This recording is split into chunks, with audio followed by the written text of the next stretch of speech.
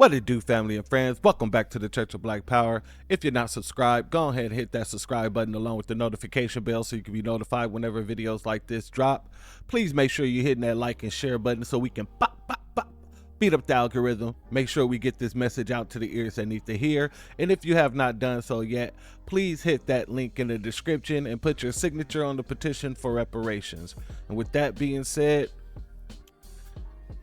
family, today I want to talk about a few things, and I want to reiterate a few things.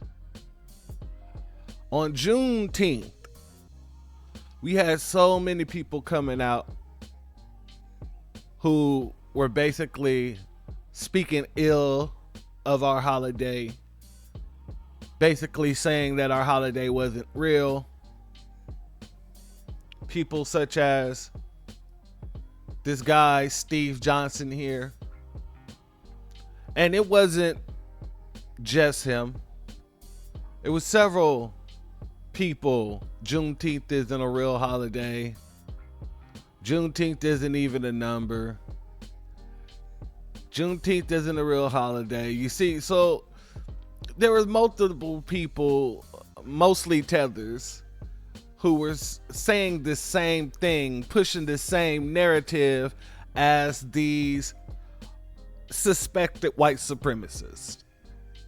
I like to highlight this comment though, because this is one of the major talking points that people have about Juneteenth versus the 4th of July. And what'll happen is you'll get these tethers and these Latinos and these illegals getting here and using these type of talking points as if it's not a nonsense. So what Steve Johnson says, his statement states, "I celebrate one day, and that's July 4th, which means freedom for everybody. One group shouldn't get specific date or day for themselves because that's segregation in my opinion. I'm voting for Trump because of his policies that worked for everyone and he brought peace and prosperity to all, not because of the pandering that goes on during an election, LOL."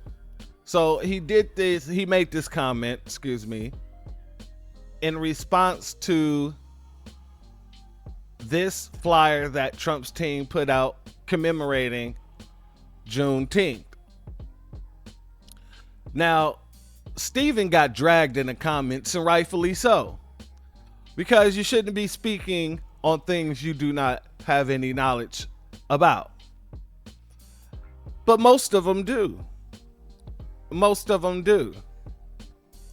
So what we're going to do here today is we're going to go over some of the reasons why Black Americans, we do not celebrate the hypocrisy within this day, because that's all that's being celebrated in this day. The hypocrisy and the perversion and the barbarism. That's all that's being celebrated. Hypocrisy because of the fact that we helped fight the Revolutionary War. We helped fight in the Revolutionary War, I should say. And we were promised freedoms, but instead of honoring those freedoms, they just returned those people right back into slavery. So we're going to get into this. This is an article that comes from the nationalparkservice.org, and it's entitled "Freedom Denied? Enslaved Soldiers During the Revolution." All right, let's get into it. African Americans had an extensive role in the American Revolution, which until more recent times have tended to be glossed over or intentionally forgotten. This is particularly true concerning those African Americans who chose to fight for the British. It is established that between 5,000 and 8,000 African Americans fought against the British, and over 20,000 served with the British for the United States Army. It would be the first and last time it was fully integrated until the 1950s. Let that sink in. The only time that the Army was fully integrated before the 1950s was during the Revolutionary War. While Washington and his officers initially barred African Americans from enlisting after 1775, constant manpower shortages forced them to relent. In 1778, Rhode Island raised an entire regiment of African Americans, promising that those that were enslaved would be freed at war's end. Serving many notable actions, a detachment of the Rhode Island Regiment, also made up of Colonel Martinez Willett's force that attempted to take Fort Oswego from the British in February of 1783. This service amazed many who thought African Americans would be unable to function in the snow and cold. It was largely the ideology of the American rebels that kept them from initially allowing African Americans to serve. They were quite aware of the jarring inconsistencies of their situation, having declared that all men are created equal and born with the natural right to liberty. How could they keep other men and women enslaved and also use enslaved people to win that liberty? While the law of the day did not recognize African Americans as people, the founding fathers were painfully aware that it was a whole race of people that were enslaved. General Philip Schuyler, who enslaved 13 people, brought this inconsistency to the forefront when commenting on the recruits he was getting to counter British General Burgoyne's invasion, stating, "1/3 of the few men that I have been sent are boys, aged men, and Negroes who disgrace our arms. Is it consistent with the sons of freedom to trust their all to be defended by slaves?" Lord Dunmore, the last royal governor of Virginia, famously issued a proclamation in 1775 that gave freedom to any enslaved people who ran away from their rebel masters and joined the British. Dunmore knew this tactic would weaken the Southern rebels' economy and spread the terror of possible revolts among the numerically inferior Southern white rebels. Due in part to this proclamation, an estimated 100,000 enslaved people escaped during the war. British General Clinton expanded this proclamation in 1779, promising freedom to the enslaved in any colony that fled their rebel owners. However, if anyone tried to run away from the loyalists, they were returned to their enslaver.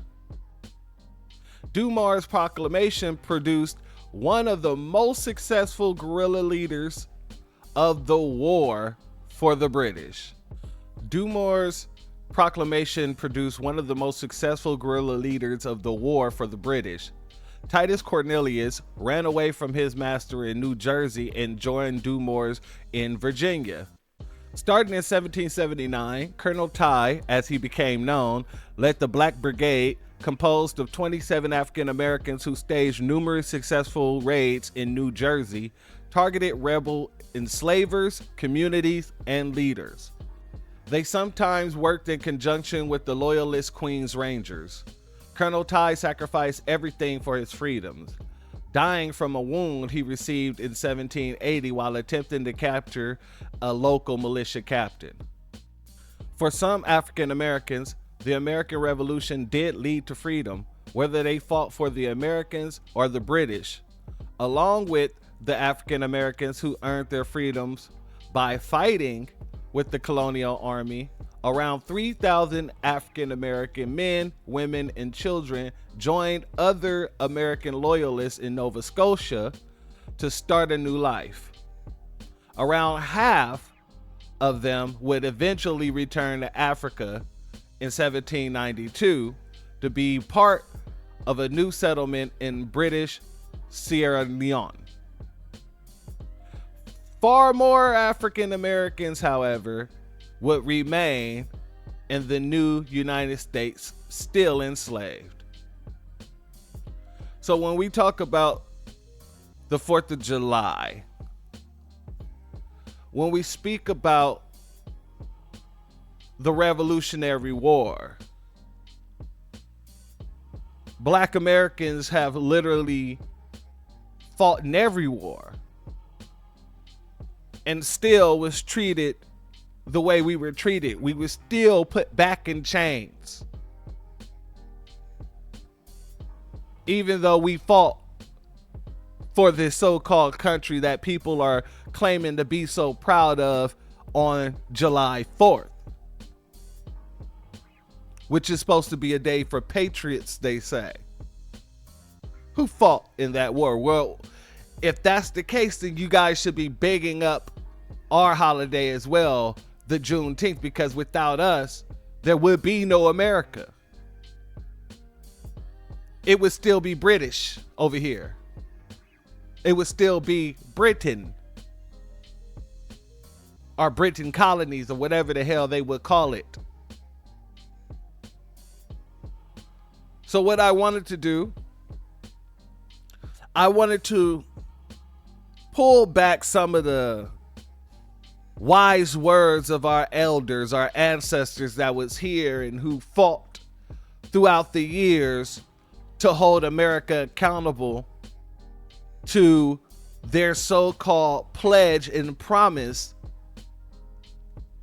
that all men were created equal and have the right to pursue liberty. So I wanted to read one of my favorites by Frederick Douglass. What to the slave is the 4th of July? But while looking it up, I came across this video here. And we got James Earl Jones reading that speech. So I don't want to even attempt it when we got James Earl Jones reading this speech already. Warning. Copyright disclaimer. Under Section 107 of the Copyright Act 1976, allowance is made for fair use for purposes such as criticism, comment, news reporting, teaching, scholarship, and research. Fair use is a use permitted by copyright statute that might otherwise be infringing. Nonprofit, educational, or personal use tips the balance in favor of fair use. Special broadcast. We begin with the words of Frederick Douglass. Born into slavery around 1818, Douglass became a key leader of the abolitionist movement. On July 5, 1852, in Rochester, New York, Frederick Douglass gave one of his most famous speeches, "What to the Slave is Your 4th of July?" He was addressing the Rochester Ladies Anti-Slavery Society.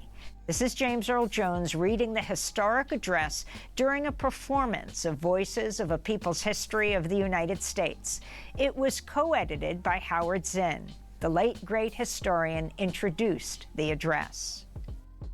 Frederick Douglass, once a slave, became a brilliant and powerful leader of the anti-slavery movement.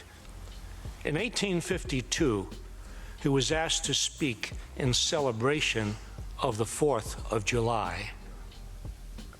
Fellow citizens, pardon me and allow me to ask, why am I called upon to speak here today? What have I, or those I represent, to do with your national independence?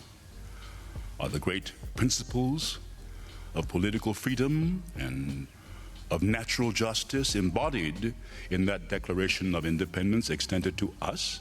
And am I therefore called upon to bring our humble offering to the national altar and to confess the benefits and express devout gratitude for the blessings resulting from your independence to us, I am not included within the pale of this glorious anniversary. Your high independence only reveals the immeasurable distance between us. The blessings in which you this day rejoice are not enjoyed in common.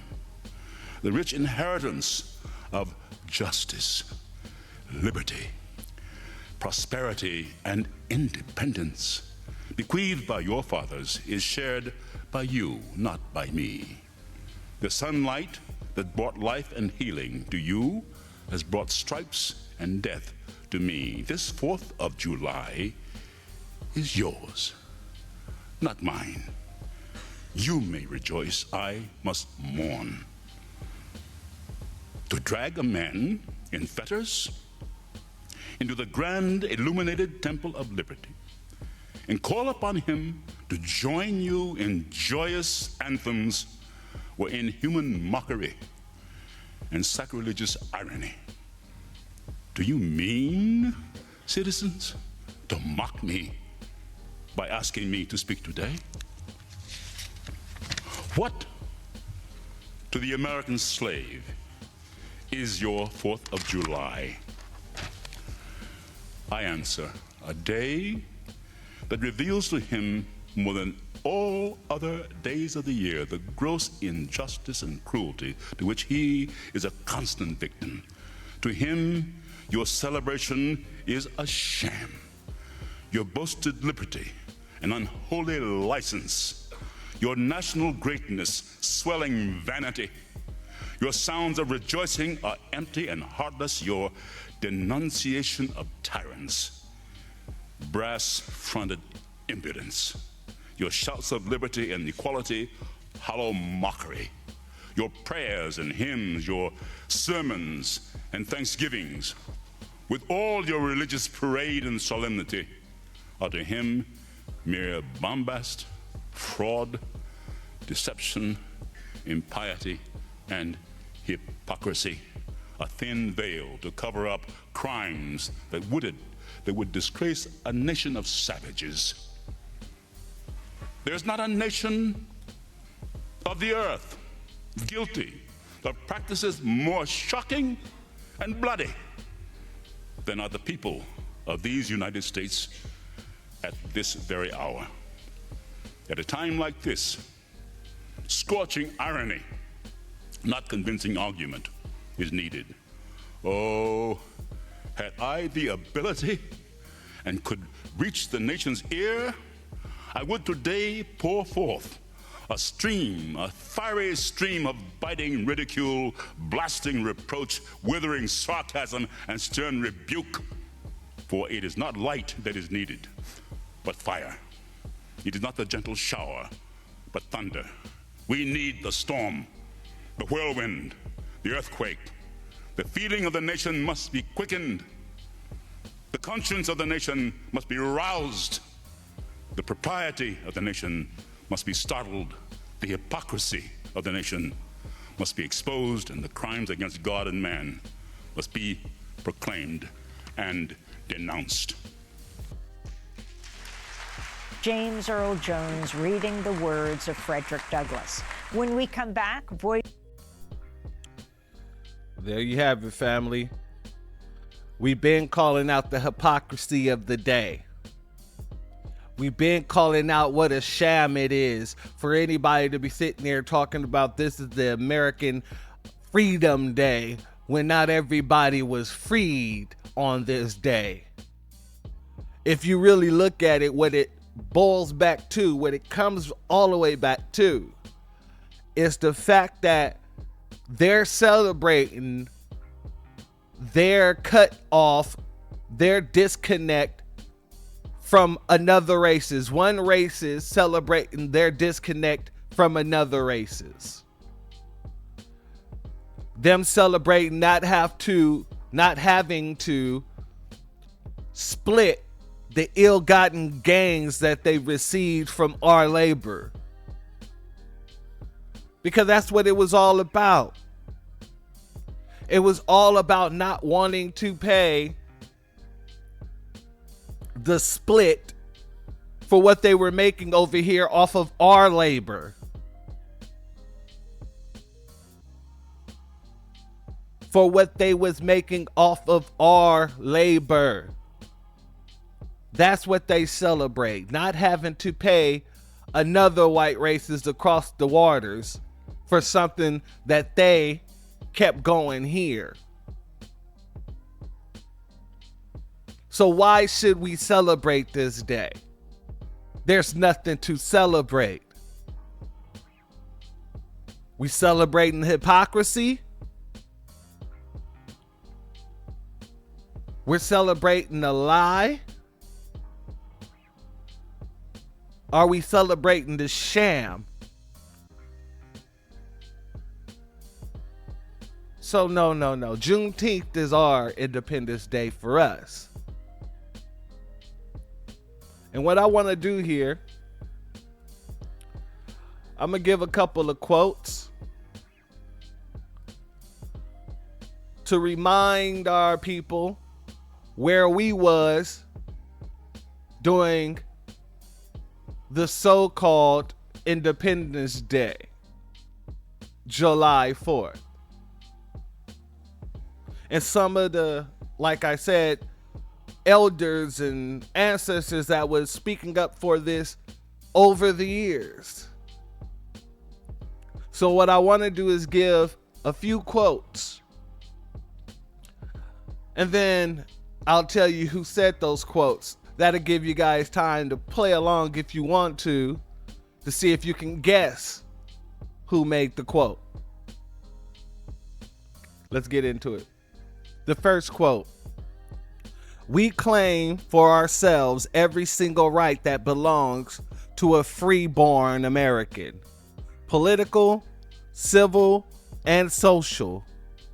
And until we get these rights, we will never cease to protest and assail the ears of America.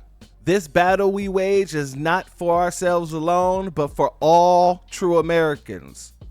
It is a fight for ideas, lest this, our common fatherland, false to its founding, become in truth the land of the thief and the home of the slave, a byword and a hissing among the nation for its sounding pretensions and pitiful accomplishments."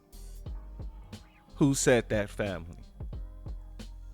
5, 4, 3, 2. W.E.B. Du Bois, 1906. Let's move on to the next one, family.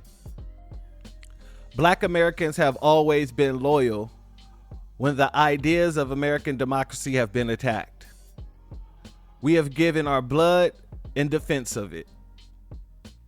From Crispus Attucks on Boston Commons to the battlefield of France, we have fought for the democratic principles of equality under the law, equality of opportunity, equality at the ballot box, for the guarantees of life, liberty, and the pursuit of happiness. Yes, we have fought for America with all her imperfections, not so much for what she is, but for what we know she can be. Who said that, family? 5, 4, 3, 2. Mary Bethune, 1939. Let's continue, family. I love America more than any other country in this world.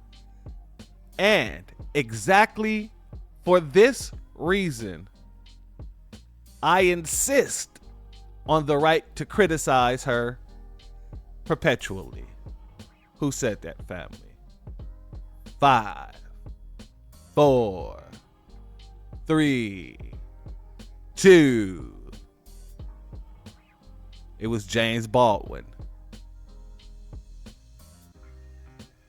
Let's continue to the last one. I am not an American. I am one of the 22 million black people who are the victims of Americanism.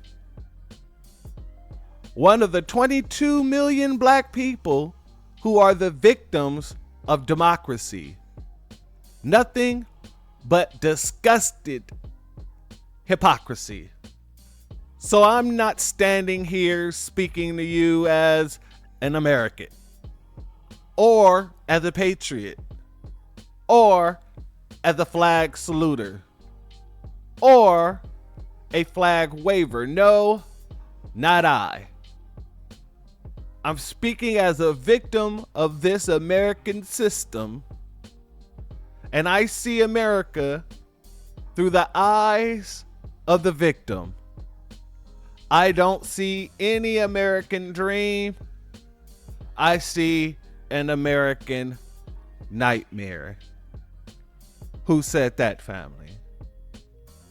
5, 4, 3, 2.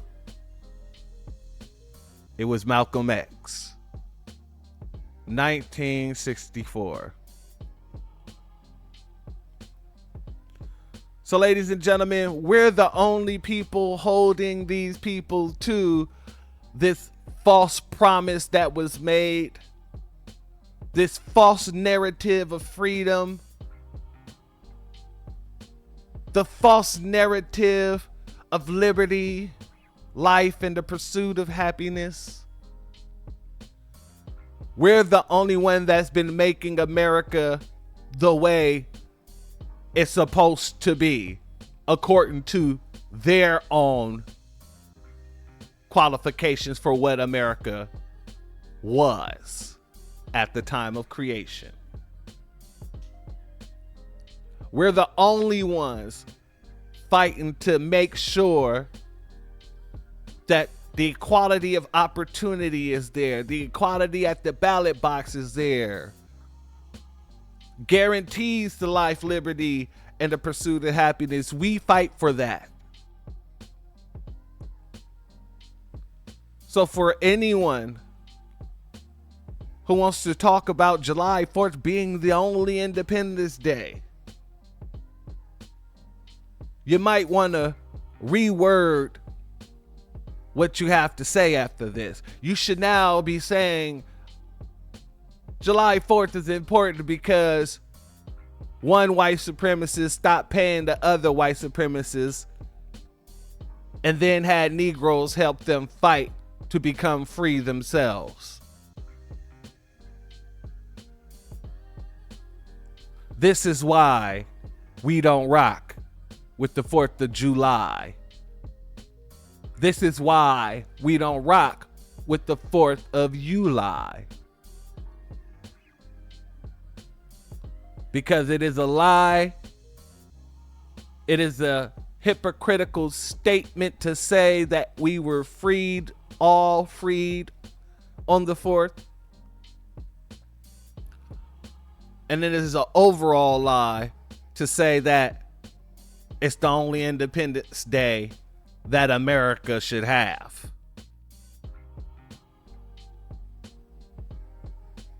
This coming from a bunch of people who wasn't even born in America, don't have ties to the descendants of American slaves whatsoever.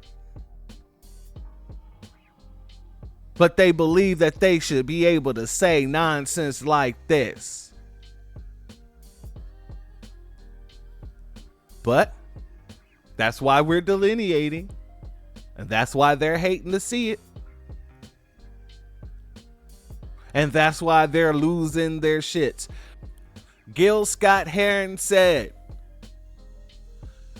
that the revolution will not be televised. However, he never said that their breakdown wouldn't be. and watch all these folks online losing their minds because we're delineating and we're revolutionizing the way we're moving when it comes to our empowerment.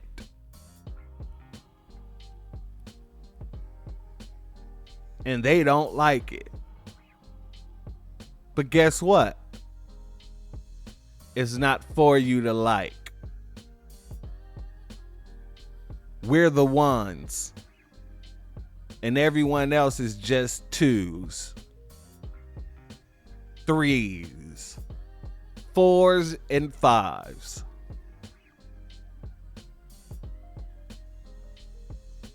And we're going to continue to stand on that, stand on our square, and continue to push the envelope.